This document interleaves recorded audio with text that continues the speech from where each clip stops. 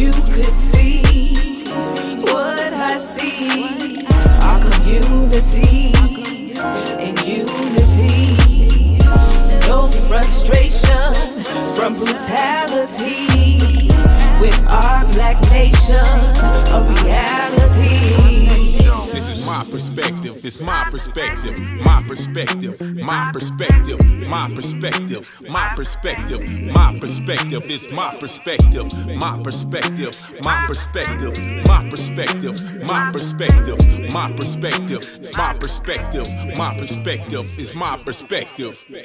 Welcome everybody back to another episode of the New African Perspective, the show that is dedicated to the liberation of new African people. I am your host, and as always, the most fortunate person in the whole world, because I am joined by some of the most intelligent and beautiful women on the planet. They are none other than the Vice President and President of the Republic of New Africa.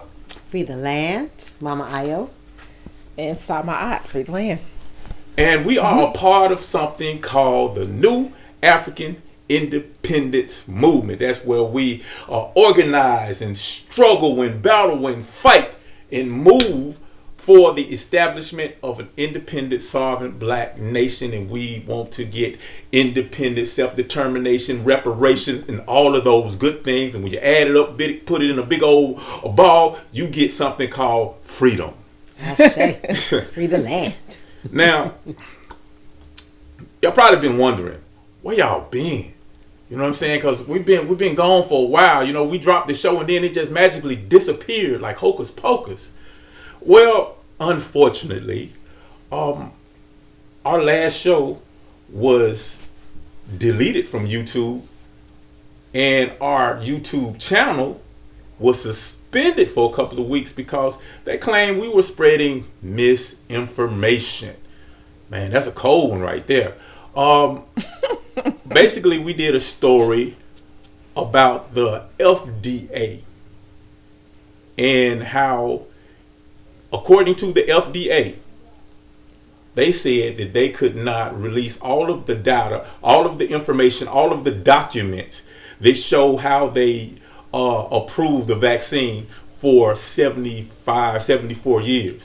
And that's from the FDA, you know, but apparently some we said about that, they claim it was misinformation, even though the story is well known, it's well documented. We didn't make up anything, we're not fabricating anything, we're not doing anything. We asked YouTube, what exactly did we say? There was misinformation, we didn't get a response. They just said, hey, we're shutting you down.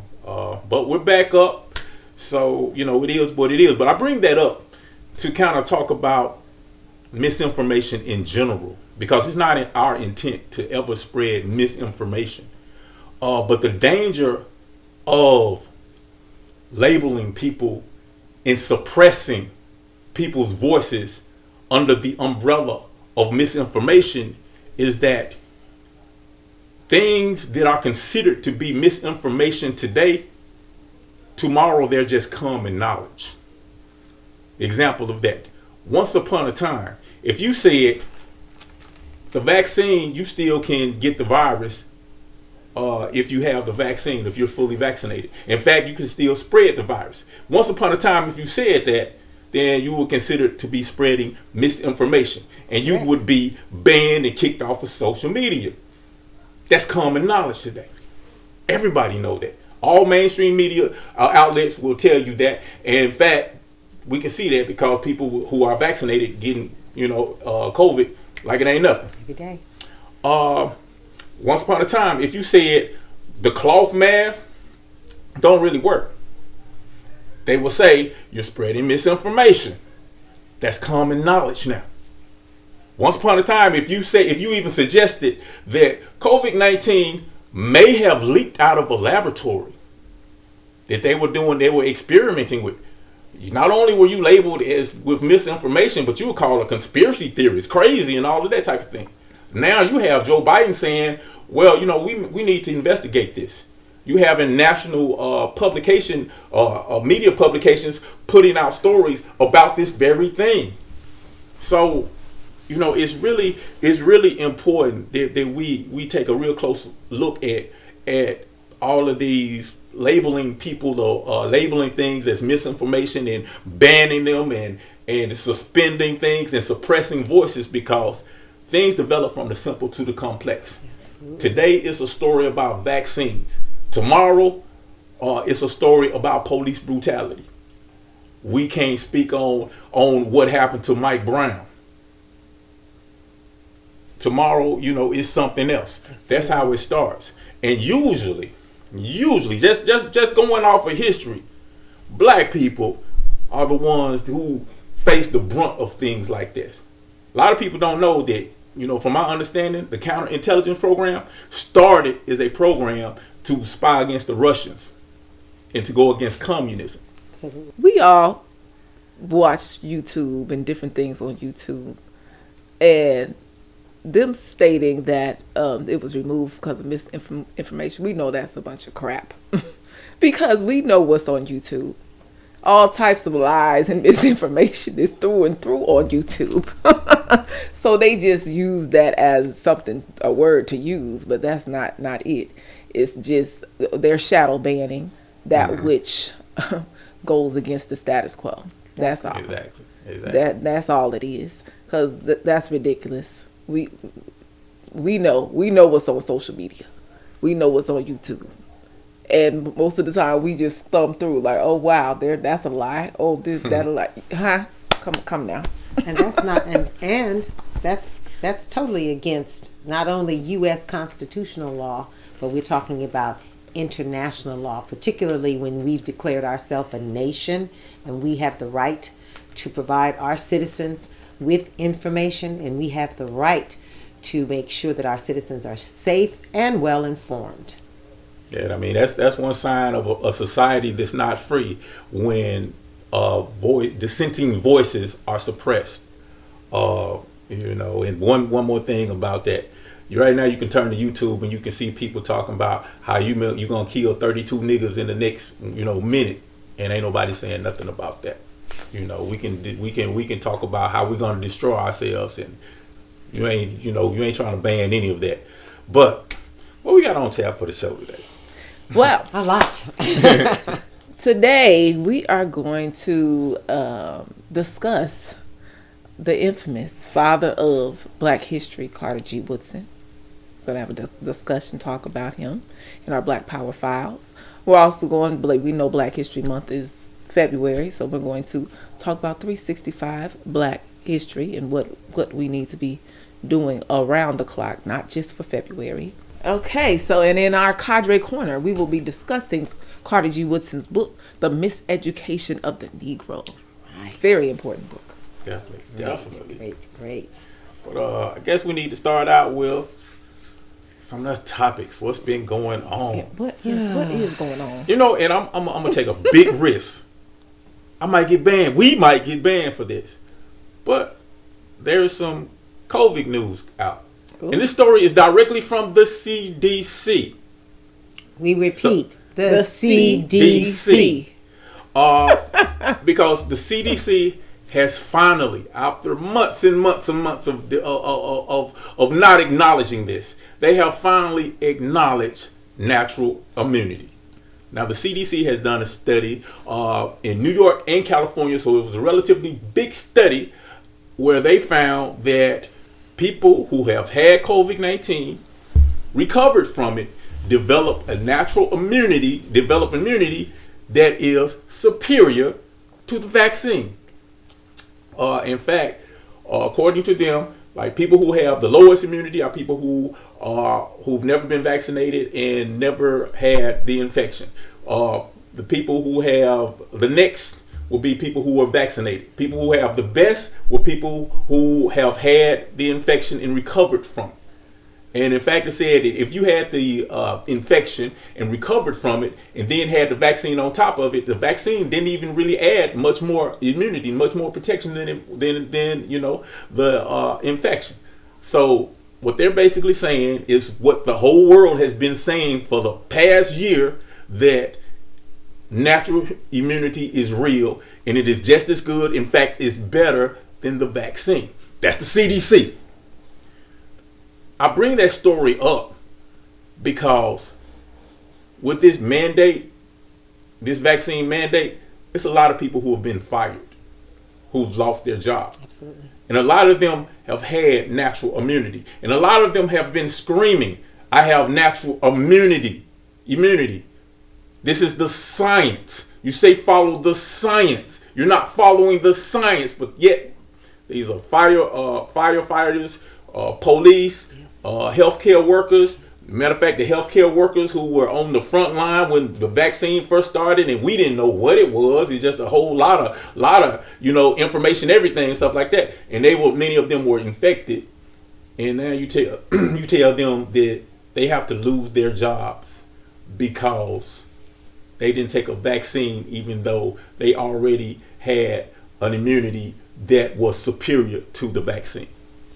Y'all have any thoughts on this? And what about all of these mandates around the world where you can't even come into people's countries or leave their countries without being vaccinated?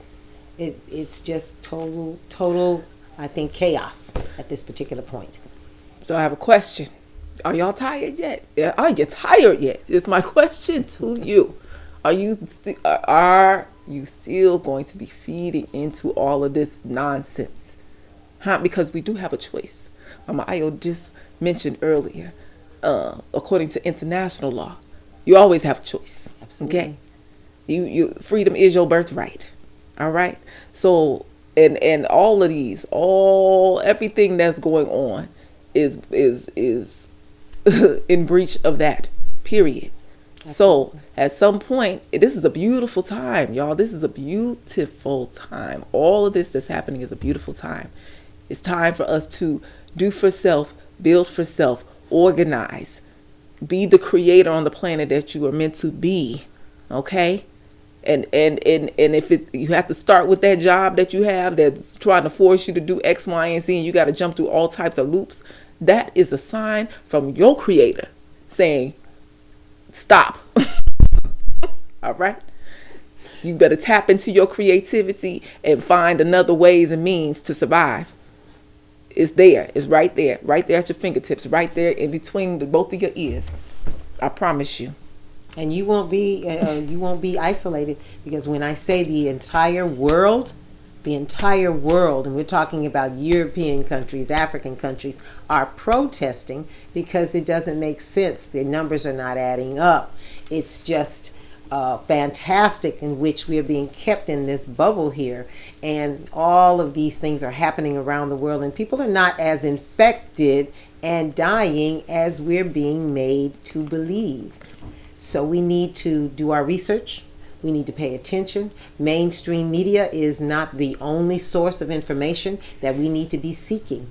We need to be paying attention to what we know as our God self. We've been telling new Africans every time, fortify your system. Stop eating mucus producing foods. This is flu season, and you do not want to get a cold. You do not want your system compromised. There are so many things to do. We've said it time and time again. All you have to do is sacrifice, be disciplined. It is a matter of mind over matter. And it works because we have to do it every day.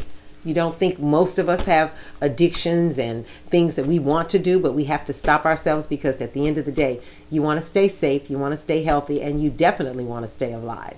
Now, and I want to clarify that, so YouTube, y'all won't be, going crazy. We're not saying this is a cure for COVID.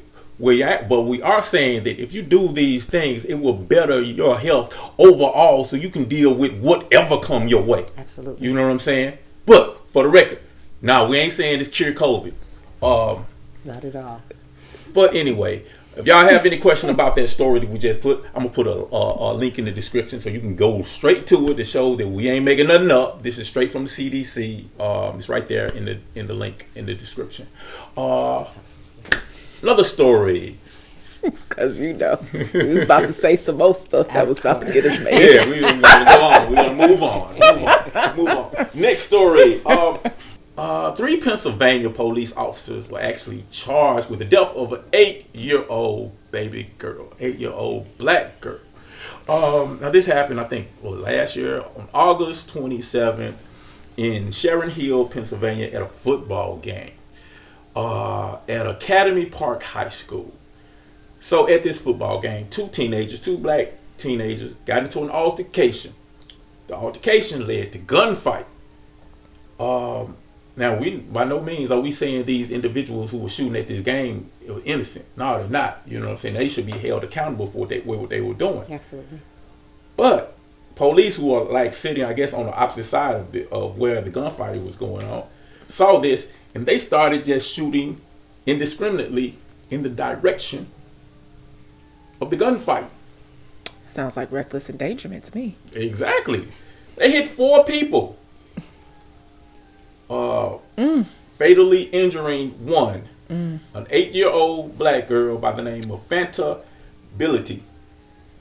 So the interesting thing about this is the 2 teenagers who were involved in the altercation got charged with everything.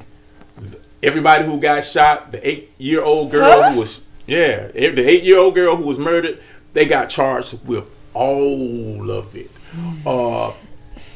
Thankfully, due to protests, the charges were dropped with the 8-year-old girl, and they did an investigation, and they found that the police were responsible for these 4 people getting shot, and they have now been charged. There's 3 police officers: Devin Smith, Brian DeVentley, and Sean Dolan.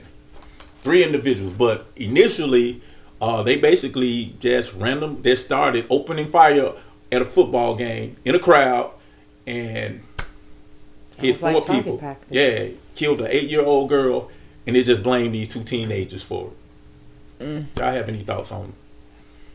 That's just, that kind of thinking is just so totally backward. Why are you just firing across a parking lot into a crowd? They weren't firing at you. You heard gunshots. You should have come and investigated. But you just decided from whatever you did, whatever your thinking was, or what you were talking to each other, you're just going to fire back into a crowd, endangering a lot of people's lives. A lot. And so they deserve everything they're going to get, because they do need to know that there are consequences for actions. You don't just shoot first and ask questions later. That's irresponsible behavior. Very, despicably irresponsible. Like, Absolutely. you need to be banned from everything for the rest of your life with that type of behavior. Come now. You don't care about no human life at all. At all. If you just randomly shooting, that is against the law to randomly shoot, Exactly. is it not? Exactly, yes. And that's one of the things that they're charged with. I think reckless endangerment and some other charges. And murder. Yeah, as well. It just kind of shows how society in general looks at black people. Because this was a black football game filled with black people. Altercation breaks out, and we, like I said, we're not, absolving the individuals who did that. Yeah, they should be held accountable. But you're supposed to be, quote unquote, serving and protecting, and you just fire into the crowd like these people's lives mean absolutely nothing to you. This mentality is throughout the entire system. That's why black people are being attacked on all levels, because this is the mentality that exists. That's why when you're looking into our community, the stores, the food is such a low quality, and the prison system is filled with us, and they use us to house, to fill up the prison industrial complex, and everything, negative, it comes to us. Absolutely. We're always the ones that are exploited. Because we're the ones that are most vulnerable. We're the ones who don't control our community. We don't control the resources. We don't control the industry. We don't control any of that within the institutions. So we're kind of left vulnerable. When it goes back to what you are always saying, that's why our struggle has to be for control. Because until we control it, we're going to continue to have these things happening. And fortunately, people were outraged, and they protested, and they marched, and they got these people arrested. But you shouldn't have to even do that. You should get arrested off top when you find out what's going on. But anyway. But it also, says something for the people of that particular town, that you do have to go through these measures. You do have to stand up for your rights. It is your right. It's not only just your civil right, it's your human right to ask for justice. Justice has to be served. And we're in a system of capitalism, imperialism, white supremacy, and inherently everything is about racism. Racism is built into the almost the fiber and the fabric, the wording in some of these corporations and laws and city ordinances is racist in its nature. And we have to be very, very aware of that. We're not calling foul for every single thing, but it's not about what you say. It's not about what's written. It is about what people do. If their actions are showing you it's racist and we're always on the firing line, you have to call a thing the way a thing is. It is it. Exactly. And once we call it what it is, you move accordingly. Okay? We move accordingly. These people, it's shown and proven. How much more longer, how much more show and prove do we need? I'm just saying. Because when we talk about human, that's something that we have to enforce.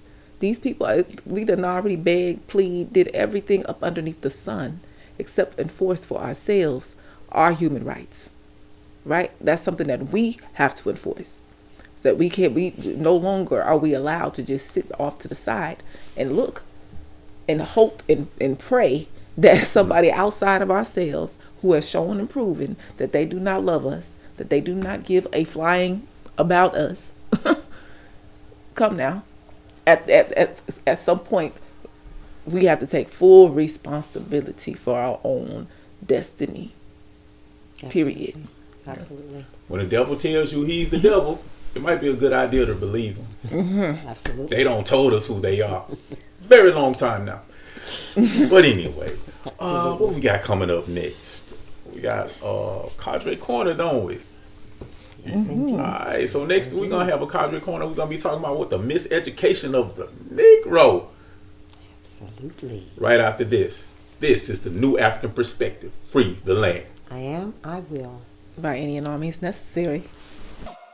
Imagine your life with no drama. You live with no trauma. Your chest got more cum. Live in our own. We all understand, scientifically, we know crime is the result of a lack of resources, of poverty, and the division between the have and the have-nots. We've been knowing that for a long time, and that is nothing unique to black people. Everybody in the whole world who suffers from these conditions have similar outcomes. But when you combine the unique situation of black people, having 400 years of being told that your life is worthless, that you are less than an animal, that you're not even a human being, and you combine that with a systematic plan to destroy the black family, with a welfare system who has successfully removed the black man out of the household, and if you combine that with the CIA purposely infiltrating and flooding the black community with crack cocaine, and if you combine that with the mass incarceration program that was directly implemented on black people, and if you combine that with the miseducation and the school to prison pipeline that they have set up for our black children, and if you combine that, you get where I'm going here? You know what I'm saying? We can go on and on and on and on and on. When you look at all of the negativity and the self-destructive behavior that we do see in the black community, it's not something that's surprising. It's something that could be predicted. What is unexpected is the fact that we are still here.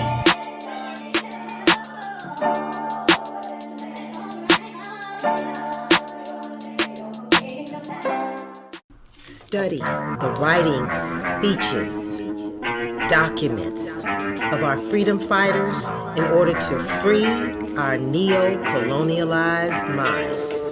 This is the Cadre Corner. Miseducation of the Negro by, of course, Dr. Carter G. Woodson. He wrote over 20 books. He talked about, the Negro in the church, the Negro in various aspects of society. But I think the book that he's most known for is The Miseducation of the Negro, because it is like a call to help us pay attention. As we came up out of slavery and we're going into all of these different areas, we were becoming educated. We were learning to read and write, and of course definitely work with our hands. But there was a certain element of our society that was moving up, because we're gifted people, we're brilliant people. We were moving into academia. What we say, we were going into different types of colleges. We were becoming the nurses and the doctors and the lawyers and the business people, so on and so forth. But there, with that education came a problem, because we began to form what we call the black petty bourgeoisie. He didn't say that in so many words, but he was talking about how we were using education given to us by, of course, the conqueror, this educational system, and we were becoming a little elitist in our attitudes and our behaviors. We were forgetting that everything that we learned and everything that we did should have been brought back to the service of the race. So he was calling us out on that we were being educated to whose and what purpose? To help us, black people, coming up out of 357 years of enslavement, or you were getting ready to build someone else's government, someone else's towns, someone else's philosophy and beliefs. I think one of the things that we have to remember is this true? Did it really happen? Look at what is happening in 2021. Is his book still relevant today? You bet it is, because we do have a certain sector of society. I got mine, you get yours. Instead of incorporating the 7 principles of blackness, the Nguzo Saba. And he says in his book, I'm paraphrasing, of course, that if the Negro is told that he is nothing and he can't do this and he can't do that, you don't have to tell him to do anything. He will automatically go to that back door, and if there is no back door, he will make sure that he builds one for himself to come to that back door. That's Carter G. Woodson. And that is The Miseducation of the Negro by Carter G. Woodson. Extremely important book. It's one that, if you're just starting to move into your consciousness, to elevate your mind, is definitely one you should read. You know what I'm saying? Because if people won't treat you right, they're not going to teach you right. And it kind of breaks down the whole, why we're in the condition that we are, because we have been educated incorrectly. They talked about misinformation. We talked about misinformation. YouTube talk about misinformation. Well, our whole educational system has been giving us misinformation for centuries. So extremely important, and you can get this book just about anywhere. Absolutely. It's very, it's out there. So anywhere they sell books, you can pretty much get this book, and we definitely recommend it. Speaking of Carter G. Woodson, which we're going to talk about more about him in depth a little later, but he is the founder of something called the Black History Week, which basically evolved into Black History Month, which is February, which we are in right now. So with that, because a lot of people say, you need Black History Week for Black History Month. We need to be studying everybody. Why is it important that we study Black history? And should we only study it for a month? Should we be doing it 365 every day? Y'all have any thoughts about that? Well, I mean, if you are highly melanated, it should be your world and your life to know what happened yesterday, so you can do better today. Okay, so that's that's natural law. You look at what happened yesterday to know what you need to do better for today. That's Black history. That's every day. That's 365. We need to be doing that. We need to know why we're in the condition that we're in right now. I mean, children always, well, why this? Why that? Very inquisitive. And we need to be in a position where we can tell them the truth about why. It's important for us to know our history so that we know who we are, know what our capabilities are, know the trends and the cycles of the time, to know what it is that we want here and now and tomorrow. I mean, to me, that makes sense. And we have to remember that as a conquered people, an enslaved people, knowledge, the ability to read and write was kept from us for a whole bunch of times. So we made a really, really great leap during the times when, after 1865, when we were so-called emancipated. So we need to make sure that our children don't forget. They're always reminded of how far we've come, because even if you know your history, there were lots of patents and inventions created during the time of enslavement in which the slave master just signed his name and took the credit for it, and enriched themselves even more. Not to forget that labor has a mathematical cost. And when you talk about, and you have that cost per day times 357 years, and then you're going on to Jim Crow, that has a mathematical formula, and we are owed, and our children are not supposed to forget. I'm going to tell us, new Africans, it is our blood responsibility to pass on this piece of information, to give our children tools to be world citizens. Not just citizens here in a place that does not really want us to be citizens, but to know that who and what are we fighting for? Whose government, whose lives, how we were able to, even despite all of this horrific treatment that we encountered under chattel slavery, that we persevered. We created towns. We created all sorts of things, being good to each other, kind to each other, loving each other. That's knowledge, and with that comes the potential of power. Exactly. I think, well, I know it was the Honorable Marcus Mosiah Garvey who said, a people without a knowledge of their history is like a tree without roots. You know, and you think about that, you know, what's a tree without roots? It can't grow. Basically, you're nothing, you just die. But when you think about it, if you don't know what your people have done in the past, what you have done in the past, then you don't know your potential. You don't know what you can do in the present, and you don't know what you can be in the future. Case in point, we're part of the New African Independence Movement. We struggle for nationhood. Ultimately, we want a black nation in which we control. A lot of people, they hear that and they be like, man, what you talking about? That's crazy. But the reality is, if you just study our history in America, you will see that we've had independent towns, independent communities that thrived well. We became wealthy, rich, and did wonderful things without the help of the European. Matter of fact, every time black people have been left to ourselves to do for self, we have thrived. But that history is not known. Exactly. So when we talk about we need to be independent, I don't know what you talking about. We need these white folks. Who gonna put us in jail? You know what I'm saying? But I mean, but for real though, you know. But I mean, that's just the history here in America. We can go on, but let's be clear: our history does not start on a plantation in America. Our history does not start on a slave ship to the Caribbean or the Americas or wherever. If you want to talk about black history, you got to talk about the history of humanity. That's right. Yeah. Period. Because it goes that far and beyond. You're talking about the first nations of the world.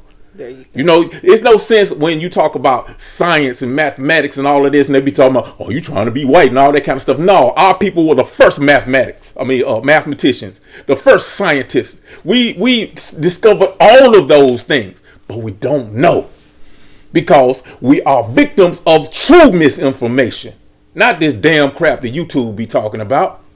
Absolutely. So when we talk about Black History 365, it's more than just trying to teach about a couple of individuals who said we want to hold hands with white people and black people and all of these type of things.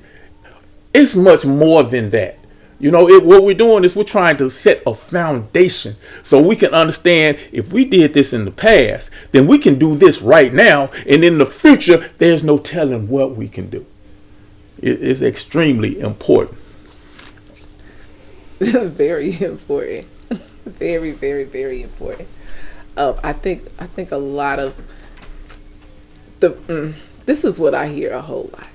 And because our people interact with Caucasians a whole bunch, white people in conversation, oh, well, can we all just get along? Because they want you to forget about what happened yesterday because they are ashamed about what happened yesterday.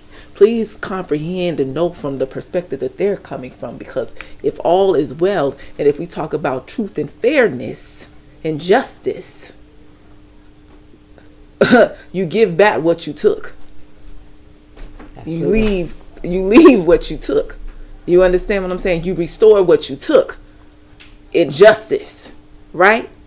And so when we talk about this all the time.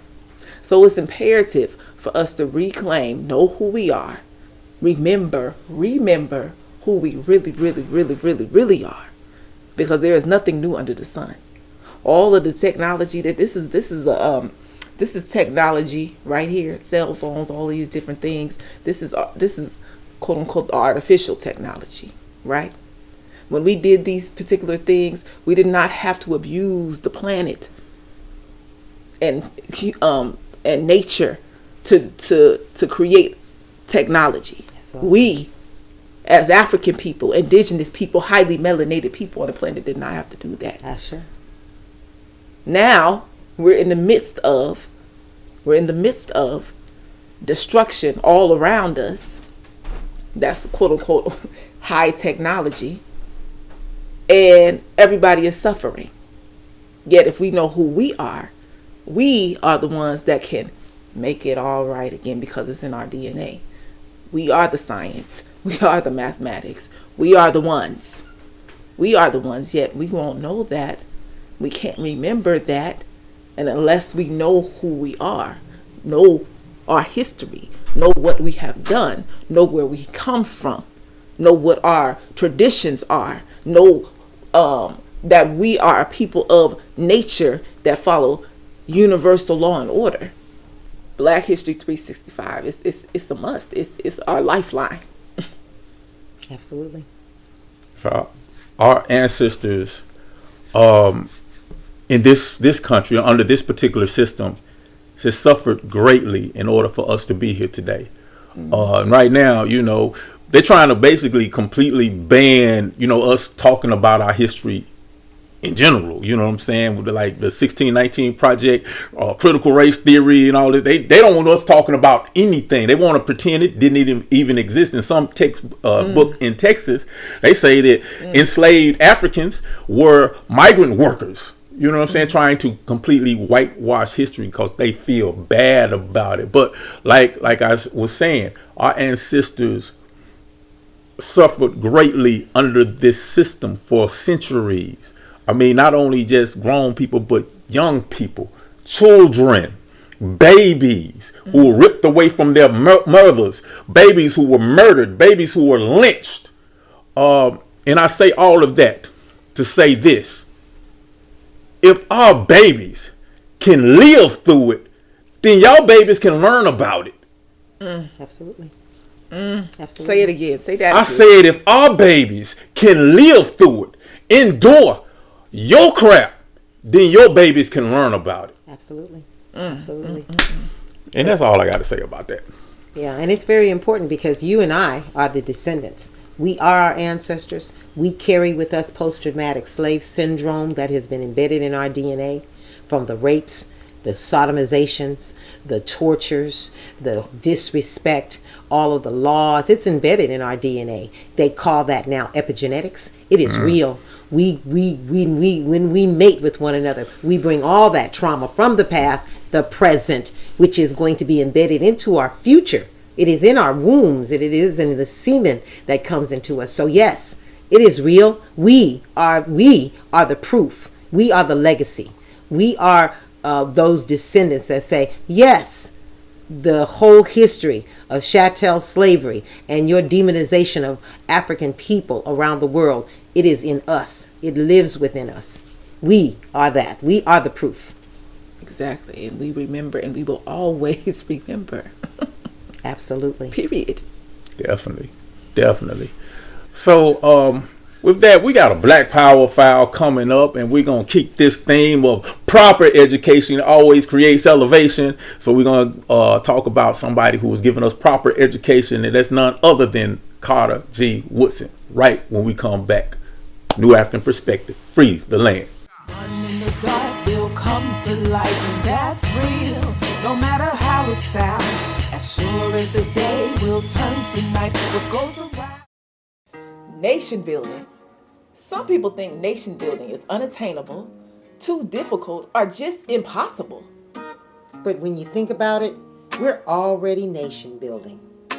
The question is, what nation are we building? Do we want to build a nation that murders us, oppresses us, minimizes us? Or do we want something different? So come and join us March 25th through 27th, 2022 in Birmingham, Alabama. For our 54th annual New African Nation Day celebration. Where as conscious citizens we come together to celebrate, to educate, but most of all, organize. So let's work together to build our own nation. Free the land. Register at eventbrite.com or just go to the website. That's pg-rna.com and click on the flyer. Can't wait to see you there. Free the land. Leaders, scholars, freedom fighters, all those soldiers who've been struggling for the liberation of black people. This is the Black Power File. The Negro's mind has been brought under the control of his oppressor. The problem of holding the Negro down, therefore, is easily solved. When you control a man's thinking, you do not have to worry about his actions. You do not have to tell him not to stand here or go yonder. He will find his quote-unquote proper place and will stay in it. You do not need to send him to the back door. He will go without being told. In fact, if there is no back door, he will cut one for his special benefit. His education makes it necessary. The same educational process which inspires and stimulates the oppressor with the thought that he is everything and has accomplished everything worthwhile, depresses and crushes at the same time the spark of genius in the Negro by making him feel that his race does not amount to much and never will measure up to the standards of other peoples. So that was Carter G. Woodson, our Black Power file today. He was, of course, the originator of Black History Month, which started as Black History Week. Brother who, as we talked about earlier, was the author of several books. One especially important book called The Miseducation of the Negro. Very important educator, important scholar. You know, what y'all think about this great ancestor of ours? The father of Black history. Based upon his story, I admire him for his core determination to be properly educated. Like, it was the drive for him to learn, the drive for him to teach and to teach others is just quite amazing. Because this brother, of course, his parents were enslaved Africans. He was born free, but his parents were actually enslaved Africans. And him being born, was he born in 1875, 1870s, around that time? At that time. It was after slavery had ended. He was born free. Yet, of course, during that time, you had to work as a young person. That wasn't education, quote unquote, wasn't just always just easily accessible. Yeah, he was he was a sharecropper. Right, he was a sharecropper. He had to work in the coal mines and all types of different things. Yeah. So he didn't actually finish high school until he was like 22, something around there. But his desire to do it, to me, was just amazing. And then the same high school that he graduated from, he ended up being an administrator there, a principal or something of the sort. I'm just saying, the brother had sheer determination to make sure his people was educated. Like, that's a born educator, a born one. And he did. He went on to attain great things. I mean, graduating, and also he graduated from Harvard. He was the second black person to graduate. And why history is so exciting to me when you kind of connect the dots. Remember that he started thinking along the lines of the Honorable Marcus Mosiah Garvey, because remember, Garvey's coming up in the 1918, 1919s, 1920s, which Carter G. Woodson was around. He was part of the, Carter G. Woodson was part of the NAACP, so they believed in the talented 10th. But Carter G. Woodson also heard the cry of Garvey that we are great people. We need to know our history. We have done great things in the past. We need to go back to Africa. We need to build for self. We need to have our own institutions. And that is what he did. He began to understand that there's nothing about us written in the history books. So his task was to go and find some of those things. And he created during that time, which was beautiful to me, a curriculum for teachers to go through and to teach black history to our children during that time, which I thought was wonderful. I mean, I thought it was, really, really, really, innovative for that time. And then, of course, he started coming up with, we have to start ringing our own bell, ringing our own bell. And so he did come up with the idea, let's celebrate this particular ourselves. Of course, he chose February, not because it was a short month, but because they had a couple of heroes, right? His heroes was, of course, Abraham Lincoln and Frederick Douglass. And so he said, well, let's do it. Let's do it. And in 1926, with the help of his Omega Psi Phi brothers, they started promoting, let's have this. And it was, I thought I heard it click, but it's okay. They did begin to highlight some of our achievements, some of our, poetries. And, of course, after he passed in the 1970s, what happened? During, of course, the Black Power movements, students, what did they ask for? They began to say, wait a minute. It wasn't the government. It was the people, which is very, very important. And I'm saying that for a reason. The people took Black History Month. And now we're saying we're taking 365 Black. Our children should be taught something about ourselves every single day. And that's who he is. Exactly, as you described, things develop from the simple to the complex. It started out as weak, and it's in the 60s, you started having college students saying we need more Black history. By 1976, to be exact, they made a proclamation. Man, I messed up that word, but anyway, they basically said we're having Black History Month, and I think every year since then, every U.S. president has made a proclamation for Black History Month. Every president since that time. We don't care whether they make a proclamation or not, because we're gonna take the month anyway, right? Exactly. People's power. Exactly. Thank you. Exactly. Well, my whole point was things develop from the simple to the complex. So things have not, just because we have a month that people can say, okay, y'all can celebrate it. And first of all, okay, I have to say this. The public school system, y'all doing a terrible job of celebrating Black History Month.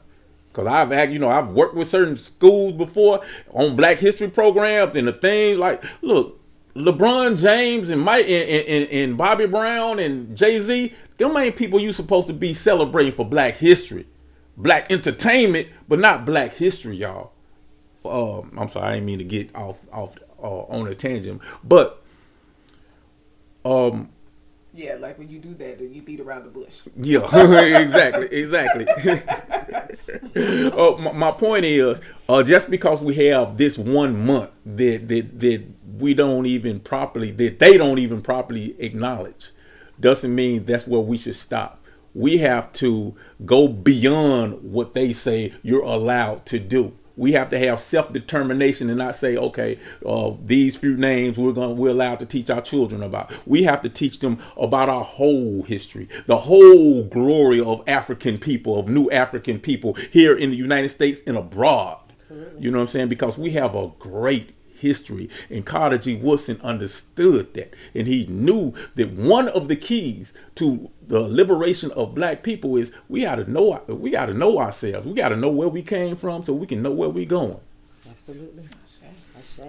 That's Carter G. Woodson. Well, with this hour filled of non-misinformation, I think it's about time for us to put a close to this episode. Hopefully, y'all get a chance to see it. You're gonna get a chance to see it. One way or We're the gonna other. make sure. One way or the other, you will see it. You will see it. But as always, I think we did it again. Look forward to doing this next week, and the week after that, and the week after that. But for New African Perspectives, I am Brother Prophecy with my co-host, the beautiful and powerful and strong intellectual, and a couple of more adjectives, Mama Ayo, and Vice President Mama Ayo, and President Sa Ma'at. This is the Vice President. Yes, madams. This is the New African Perspective. Free the land. What's done in the dark will come to light. That's real, no matter how it sounds. As sure